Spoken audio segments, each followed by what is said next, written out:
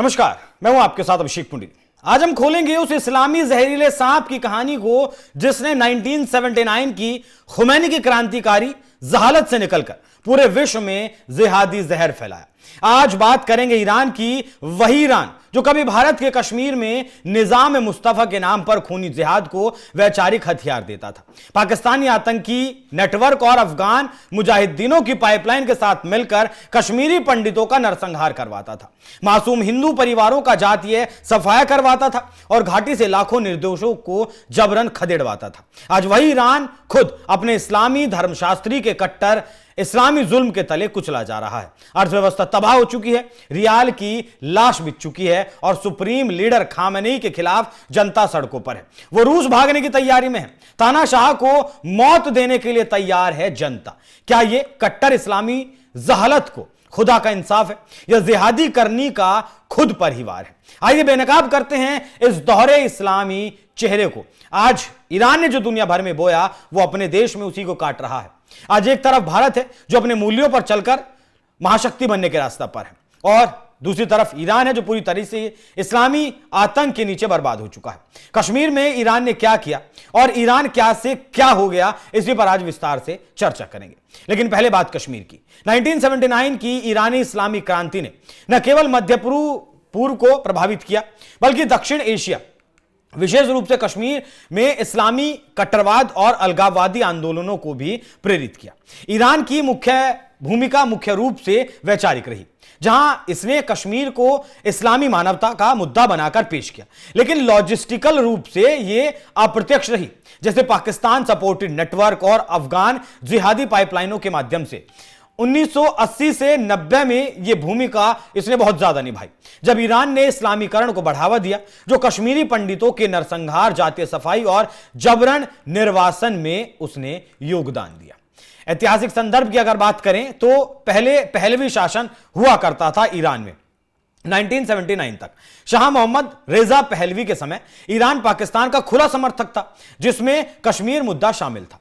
Iran ने भारत पाकिस्तान विवादों में पाकिस्तान का साथ दिया, जैसे 1965 और 1971 के युद्धों में दिया था। यह राजनीति थी ईरान की, जो पाकिस्तान को क्षेत्रीय सहयोगी मानता था। अब इस्लामिक क्रांति की बात करें।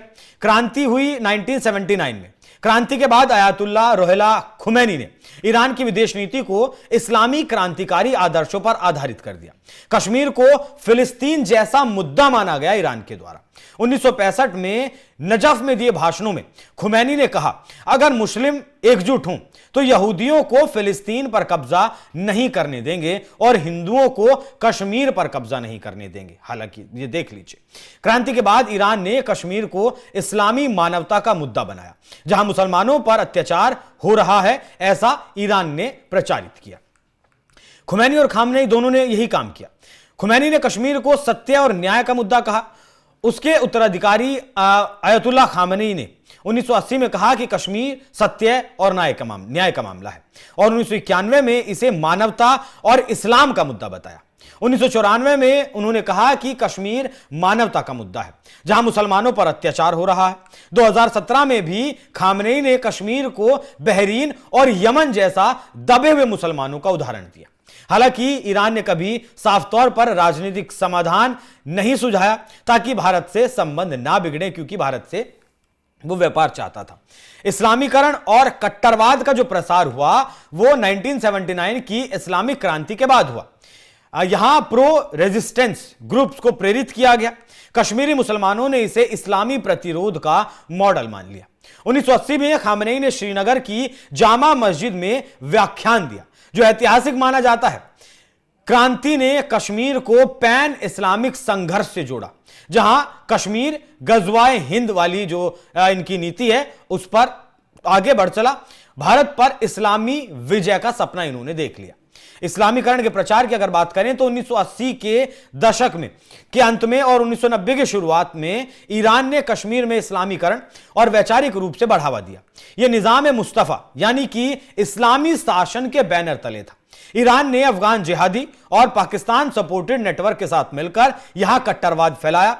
कश्मीर में सूफी परंपरा को वहाबी सलाफी विचारधारा से चुनौती दी गई, जो ईरानी क्रांति से प्रेरित थी। 1980 में श्रीनगर की सड़कों पर खुमैनी की तस्वीरें भी लगाई जाती थी या फिर सड़कों पर तस्वीरें खुमैनी की देखी जाती थी। जुमे की नमाज में अफगान और फिलिस्तीनी मुजाहिदीनों के लिए दुआएं भी मांगी जाती थी। शिया सुन्नी का विवाद कश्मीर में भी है। ईरान ने कश्मीर के शिया समुदाय जो लगभग 15% था उसे प्रभावित किया, खासकर कारगिल वाले क्षेत्र में। भारत को चिंता थी कि ईरान शिया मिलिटेंट्स को सपोर्ट कर रहा है जो कश्मीर में इस्लामी कट्टरता बढ़ा रहा है। 80-90 के दौर में ईरान सऊदी प्रॉक्सी वॉर का प्रभाव कश्मीर पर पड़ा जहां ईरान ने शिया ग्रुप्स को सपोर्ट किया। अब बात करें किस तरीके से लॉजिस्टिक्स प्रदान करने का काम ईरान ने किया है। 1980 में सोवियत अफगान युद्ध ने जिहादी पाइपलाइन बनाई जहां पाकिस्तान ने सुन्नी मुजाहिदीन को सपोर्ट किया और ईरान ने शिया अफगानों को। यह पाइपलाइन कश्मीर पहुंची जहां ईरान ने वैचारिक और कहीं की पैसे से मदद करना है फिर और लॉजिस्टिकल सपोर्ट दिया। ईरान ने पाकिस्तान बैक्ड नेटवर्क जो हिजबुल मुजाहिदीन जैसे नेटवर्क थे, जैसे मोहम्मद जैसे नेटवर्क थे, उनके साथ मिलकर कट्टरवाद फैलाया। ईरान और पाकिस्तान में प्रतिस्पर्धा थी लेकिन वो तालिबान के मामले में थी। कश्मीर के मामले पर ये दोनों साथ आते थे, भारत के विरोध में काम करते थे। प्रॉक्सी वॉर चलता था। ईरान ने अफगानिस्तान में पाकिस्तान से प्रतिस्पर्धा की लेकिन कश्मीर में अप्रत्यक्ष रूप से उसका सहयोग किया। 1990 में ईरान ने तालिबान को काउंटर करने के लिए इंडिया से सहयोग किया लेकिन वैचारिक रूप से कश्मीरियों को इस्लामी संघर्ष से जोड़ता रहा। रिपोर्ट्स बताती हैं कि ईरान की इन्वॉल्वमेंट का जिक्र है जहां यूएस ने इस्लामी फंडामेंटलिस्ट कश्मीर पर चिंता जताई। अब कश्मीरी पंडितों का जो नरसंहार हुआ 1990 में उसे सब जानते हैं। 1990 में कश्मीरी पंडितों का समूह खदेड़ दिया गया कश्मीर से। 4 लाख 5 लाख मतलब सटीक आंकड़ा आज तक भी नहीं है। ईरान की वैचारिक भूमिका ने इस्लामीकरण को बढ़ावा दिया जो मिलिटेंट्स ने जिहाद के नाम का इस्तेमाल किया। पंडितों को भारतीय समर्थक मानकर टारगेट किया गया जिससे नरसंहार और जातीय सफाई हुई। ईरान का डायरेक्ट इन्वॉल्वमेंट भारत में कभी नहीं रहा। अच्छा, यह तस्वीर देखिए, ईरान की 1979 के पहले की तस्वीर है। यह ईरान इस्लामीकरण नहीं हुआ था इसका तब तक और यह पूरी तरीके से मॉडर्न ईरान हुआ करता था। अगर आप कश्मीर की कहानी पर वापस आए, लेकिन क्रांति से प्रेरित कट्टरवाद ने योगदान दिया। अनुमानित है कि हजारों मौतें इसमें हुई हैं। हालांकि भारत के साथ बैलेंस बनाकर ईरान चलता रहा। ईरान ने भारत से आर्थिक संबंध बनाए रखे, जैसे चाबहार पोर्ट की जरूरत भारत को भी है और ईरान को भी है। लेकिन पाकिस्तान को कश्मीर पर पूरा तरीके से हर मदद दी जाती रही। 2010 में खामनेई ने कश्मीर को गाजा, इराक, अफगानिस्तान से जोड़ दिया। 2019 में भारत ने जैसे ही आर्टिकल 370 हटाने की बात कही या फिर हटाया, ईरान ने आलोचना की लेकिन संबंध नहीं तोड़े क्योंकि वो जानता था कि भारत उसके लिए बेहद ज्यादा जरूरी है। अब आते हैं, ये कश्मीर की बात हुई, कैसे लाखों लोगों को खदेड़ दिया गया, हजारों लोगों को मौत के घाट उतार दिया गया और कश्मीर घाटी को हिंदुओं से विहीन कर दिया गया। किसने? इस्लाम के कट्टरवाद ने, ईरान के कट्टरवाद ने और ईरान वाले इस्लामिक मूल्यों ने। अब ईरान की कहानी को समझिए। 1979 की इस्लामी क्रांति से पहले ईरान एक राजतंत्र था जिसका शासन पहलवी राजवंश के हाथों में था। शाह मोहम्मद रेजा पहलवी जो 1941 से 1979 तक उसने देश को आधुनिक बनाने पर जोर दिया, लेकिन यह असमान विकास और भ्रष्टाचार से भी भरा हुआ था उसी के खिलाफ लोग सड़कों पर उतरे थे। शाह मोहम्मद रेजा पहलवी का शासन निरंकुश था। उन्होंने व्हाइट रिवॉल्यूशन किया 63 से लेकर 79 तक, जिसके तहत भूमि सुधार किए गए, महिलाओं को अधिकार दिए गए, महिलाओं को वोटिंग का अधिकार दिया गया, शिक्षा दी गई, स्वास्थ्य दिया गया और हर चीज में सुधार किया गया, जिससे कि ईरान और यूरोप को अगर आप देखते तो कह नहीं सकते थे कि ये यूरोप नहीं है, ये ईरान है। इतना विकसित रजा पहलवी लेकर चल रहे थे। लेकिन राजनीतिक विरोध को अक्सर दबाया जाता था। गुप्त पुलिस यहां भी बनाई गई थी जिसका नाम शावक रखा गया था। उसका इस्तेमाल असंतोष को कुचलने के लिए किया जाता था। उस वक्त की जीडीपी की अगर बात करें तो 1959 से 1972 के बीच औसत वार्षिक जो विकास दर था वो 9.8% था। जो तेल से चलता था, तेल उस वक्त निकाला जा रहा था, ब्रिटेन और अमेरिका दबाकर तेल निकाल रहे थे, लाखों डॉलर रॉयल्टी देते थे और कुछ तेल का भी हिस्सा कुछ दिया करते थे, तो उससे बढ़िया विकास ईरान का चल रहा था।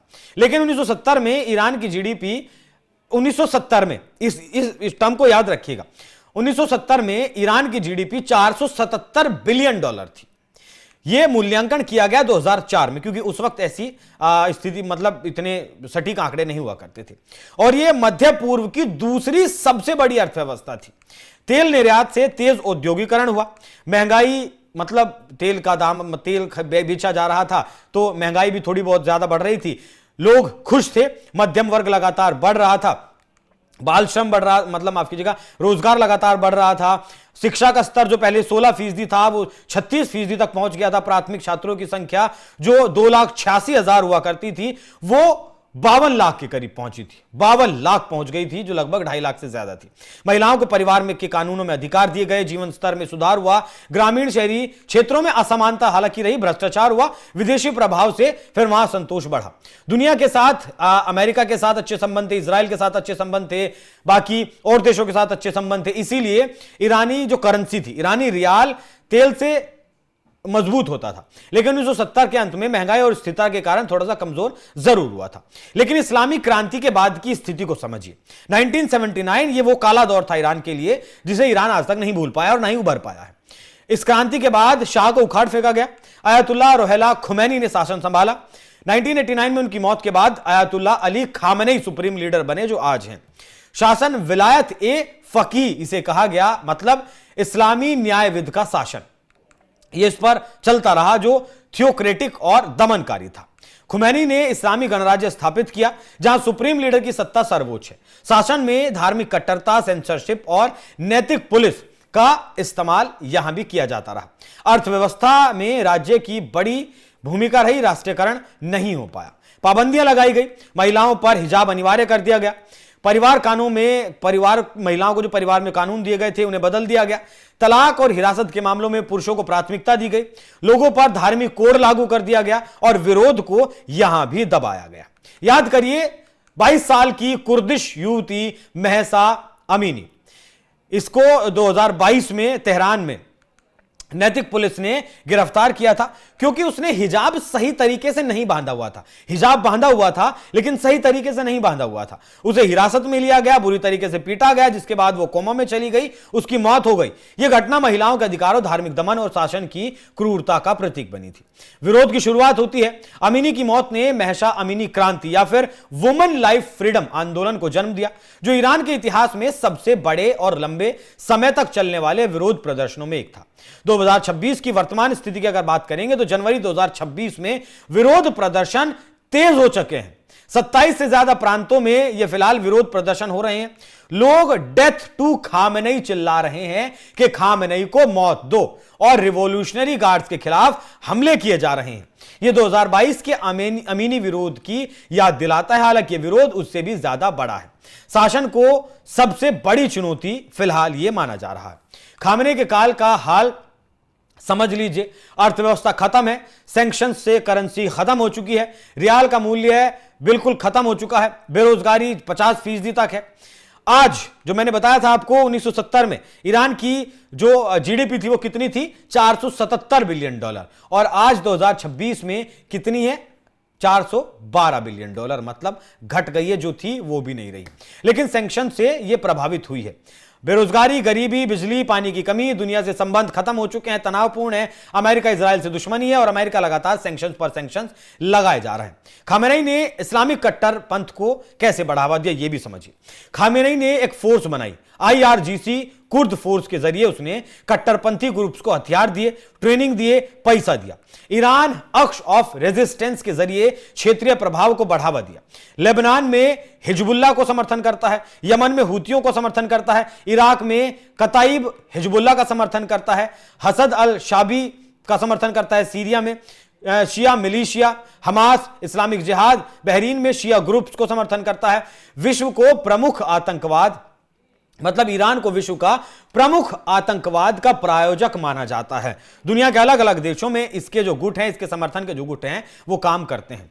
खामेनेई ईरान में आज अलोकप्रिय हो चुका है। जहां विरोध प्रदर्शन बढ़ रहे हैं, पोस्टर जलाए जा रहे हैं। मतलब जिस खामेनेई के पोस्टर कभी कश्मीर की सड़कों पर लहराए जाते थे, आज उस खामेनेई के पोस्टर ईरान में जलाए जा रहे हैं। पेट्रोल डालकर उनमें आग के हवाले उन्हें किया जा रहा है। आर्थिक संकट बढ़ चुका है, बेरोजगारी, करेंसी में गिरावट, राजनीतिक दमन, महिलाओं पर पाबंदियां, भ्रष्टाचार सब चरम पर है। लोग चिल्ला रहे हैं कि हमें कुछ तो आजादी दे दो।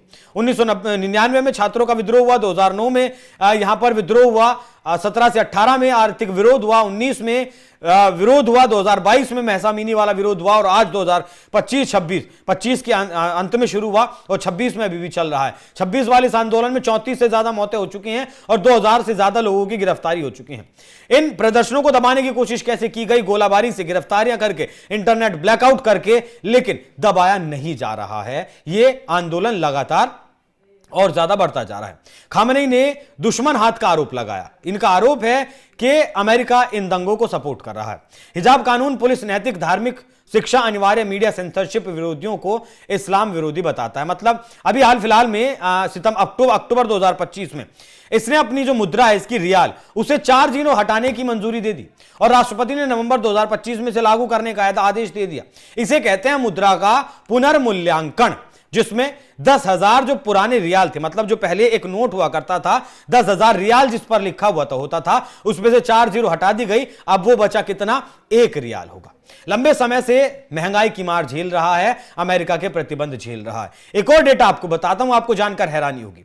आज लोग चिल्लाते हैं, हिंदुस्तान का जो विपक्ष है वो चीख चीख कर अपने गले की नसें खड़ी कर लेता है कि $1 के मुकाबले रुपया 90 रुपए पहुंच गया, 90 के पार पहुंच गया, कभी नीचे, कभी 90 से कभी ऊपर। आपको पता है $1 के मुकाबले ईरान की करेंसी का भाव कितना है? ईरान की करेंसी का भाव है $1 के मुकाबले 14,63,000 से लेकर 14,70,000 ईरानी रियाल। मतलब अगर एक पानी की बोतल खरीदनी है तो उन्हें बैग भरकर पैसे लेकर जाने होंगे। लोग पैसों को सड़कों पर उड़ा रहे हैं क्योंकि उनकी कोई कीमत तो रह नहीं गई, दुनिया के से वो उससे व्यापार कर नहीं सकते। ईरान में इस्लामी क्रांति से पहले ईरान एक अच्छा देश था, जीडीपी के मुकाबले अच्छा था, महंगाई नहीं थी, बेरोजगारी नहीं थी, शिक्षा थी, हर चीज मजबूत थी। लेकिन इस्लामी क्रांति के बाद जैसे ही खुमैनी और खामेनेई का शासन आया, ईरान पूरी तरीके से बर्बाद हो गया। ईरान इस्लामिक चरमपंथ, कट्टरपंथ के रास्ते पर चलकर दुनिया में उसने आतंकवादी गिरोह, आतंकवादी समूहों को फंड किया और उसके चक्कर में उसने दुनिया को भी बर्बाद किया, अपने आप को भी बर्बाद किया और भारत को भी बर्बाद किया। 1990 में हमने देखा किस तरीके से उसने किया। निजाम मुस्तफा के बैनर तले आतंकवादी गतिविधियों को बढ़ावा दिया। कश्मीर में नरसंहार, जातीय सफाया और जबरन लोगों को खदेड़ना ईरान के कट्टरवाद ने कैसे भूमिका निभाई थी। यह सिर्फ यह समझाने की कोशिश आपको थी कि कश्मीर में 1990 में जो हुआ, कश्मीर में आज जो हो रहा है, वो कोई एक दिन की कोशिश नहीं थी। ऐसा नहीं था कि लोग रात हुई, लोग सुबह खड़े हुए और उन्होंने जाकर हिंदुओं पर हमले कर दिए, हिंदुओं को मार दिया, काट दिया और भगा दिया। नहीं, यह एक विचारधारा है, यह एक वैचारिक लड़ाई थी जो ईरान, पाकिस्तान और अफगानिस्तान की तरफ से प्लांट कश्मीर के मुसलमानों में की गई थी। उन्हें फंड किया गया था, पैसा दिया गया था। ये वो पोस्टर है जो लहराया जाता था कभी सड़कों पर, और ये वो तस्वीर है उसी खुमैनी की पोस्टरों पर आज लोग पेट्रोल डालकर आग लगा रहे हैं, क्योंकि पेट्रोल की कमी तो है नहीं दुनिया में। तीसरे नंबर पर शायद ईरान आता है जिसके पास सबसे ज्यादा तेल है, या फिर जिसके पास सबसे ज्यादा तेल है। और जब वो तेल बेचा करता था खुलकर 1970-80 के दौर में, उस वक्त मिडिल ईस्ट में दूसरे नंबर पर ईरान आता था। आज ईरान कहीं नहीं आता है, आज ईरान के साथ कोई व्यापार भी नहीं करता है। तो भारत आज महाशक्ति बनने की दिशा में है। जिस भारत को बर्बाद करने की इसने कोशिश की मुसलमानों के नाम पर और इस्लाम के नाम पर, और इसका खुद का हाल देख लीजिए कि ईरान आज कहां है। तो कश्मीर और ईरान का कनेक्शन पर आप लोगों की क्या राय है, कमेंट बॉक्स में जरूर बताइएगा। नमस्कार।